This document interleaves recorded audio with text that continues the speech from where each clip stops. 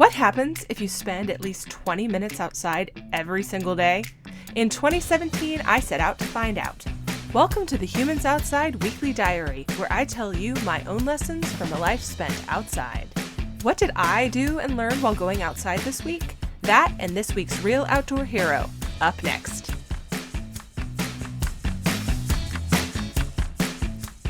Have you ever noticed that the darkest time of year can seem like the brightest?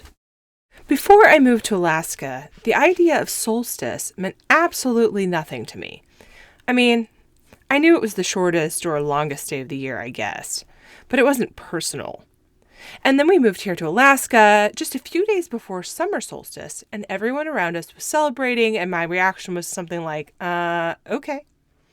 Summer solstice is all well and good, but it's winter solstice I've really come to care about. That's because the dark can feel so dark. When the sun rises long after your day started and sets well before it's done, you feel its weight in a way that can be hard to describe. Things aren't just slower. You don't just feel slower, but there's a creeping heaviness and sluggishness to every decision, a distinct lack of motivation. And so I have to make a decision, because in the darkest days, I can fixate on the darkness, or I can flip it around and use it as a highlighter. When the darkness is deepest, you appreciate the light the most. When I look for the light in the days of darkness, I see and appreciate it in ways that I have never could when it was plentiful. I see how it reflects on the mountains, trees, and snow. I am wowed by its purples and pinks as it rises and sets. I see it in ways that are new and different. And I don't just mean that about the actual, literal light.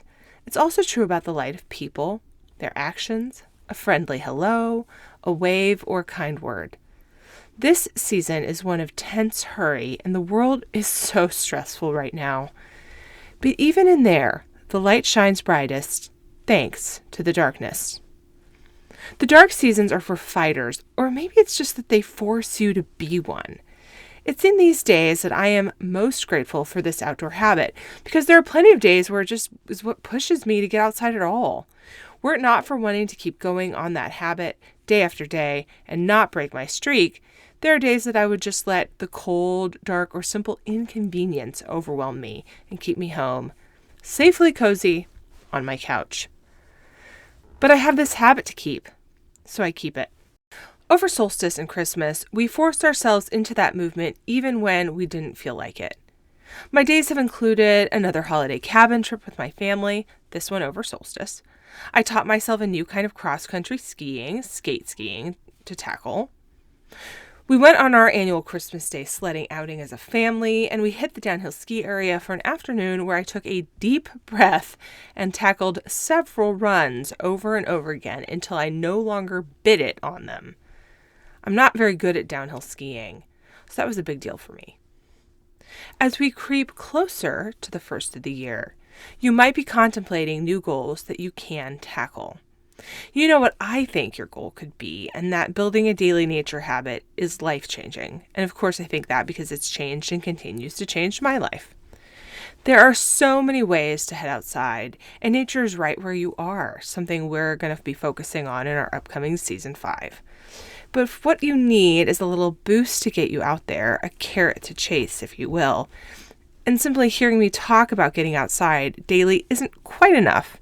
Then I have a treat for you. I've made a series of outdoor challenge kits you can use to push yourself to get outside every day.